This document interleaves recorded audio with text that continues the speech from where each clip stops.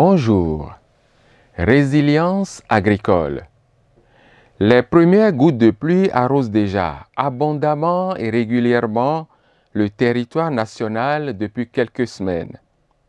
Les lames des dabas retournent la terre arable pour édifier les billons, les buttes. Charrues, motoculteurs et acteurs des travaux champêtres prennent d'assaut les terres cultivables pour espérer au bout de l'effort récolter les fruits nécessaires à une autosuffisance alimentaire. C'est normal, le jeu en vaut la chandelle. La période s'y prête et reste très favorable. Mais les cumulonimbus qui se sont amoncelés dans le ciel de la production agricole pour la campagne 2022-2023 sont porteurs de décharges électriques et de facteurs peu favorables à l'atteinte des prévisions et des performances agricoles escomptées. Si le producteur reste disponible, les terres cultivables aussi, et même le climat est au rendez-vous, les intrants, éléments très importants de la chaîne de production, s'annoncent difficiles d'accès.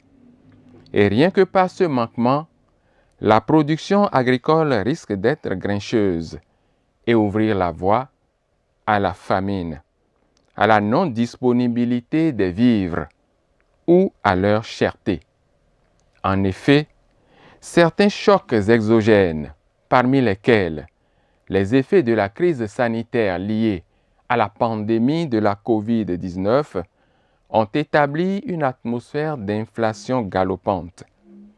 Inflation des prix des matières premières, inflation des prix du fret maritime, ce qui a induit une hausse brusque et vertigineuse des prix d'achat des intrants agricoles.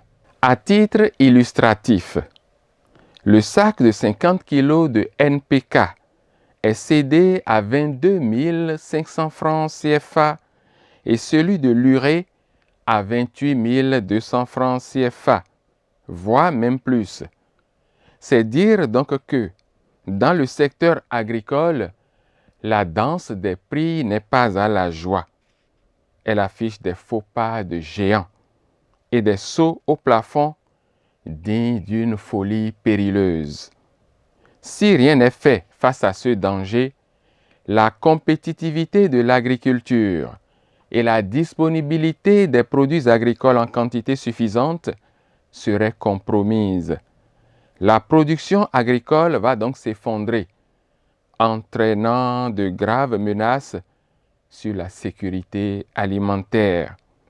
L'émulation des producteurs à utiliser les doses requises d'engrais serait également affectée, avec pour corollaire la baisse du niveau de production, la hausse des prix des produits agricoles et leur indisponibilité.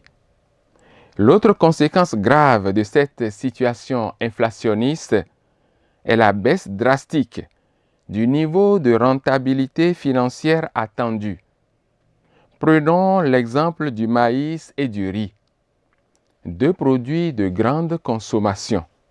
Pour le maïs, le revenu du producteur s'établirait à moins 7 325 francs CFA à l'hectare, contre 40 375 francs CFA la saison dernière, soit une perte de 47 700 francs CFA. Pour le riz, son revenu tournerait autour de 9 225 francs CFA à l'hectare, contre 73 125 francs la saison écoulée, soit une baisse de 63 900 francs CFA. Face à ce désastre économique et agricole qui s'annonce, le gouvernement du président Patrice Talon a pris des mesures de soutien à la production au titre de la campagne agricole 2022-2023. Ces mesures visent à stabiliser les prix de cession des intrants à un niveau soutenable. Ainsi, à l'issue du Conseil des ministres Du mercredi 20 avril 2022, on retient 280 francs le kilo, soit 14 000 francs le sac de 50 kg pour les engrais, toutes catégories confondues. 3 500 francs CFA le flacon pour le traitement de demi-hectare pour les insecticides coton. Les herbicides totaux reviennent à 3 500 francs le litre. Pour les herbicides sélectifs et les herbicides sélectifs précoces, le prix de cession reste le même, 7 011 francs CFA le litre. Les besoins en engrais du Bénin pour la présente campagne agricole s'élèvent à 271 000 tonnes. Les coûts prohibitifs du marché confrontés aux coûts homologués affichent après les calculs un gap de 54 milliards de francs CFA. Il faut le combler. L'AIC, l'Association interprofessionnelle du coton, a mis 11,5 milliards de francs CFA. Les égreneurs, 11 milliards de francs CFA. Il reste 31,5 milliards de francs CFA que l'État béninois a pris en compte en renonçant à la redevance sur les exportations, la contribution à la recherche agricole et la redevance perçue sur la promotion de l'agriculture. Je pose le cachet pour saluer cet appui gouvernemental nécessaire à une bonne résilience agricole.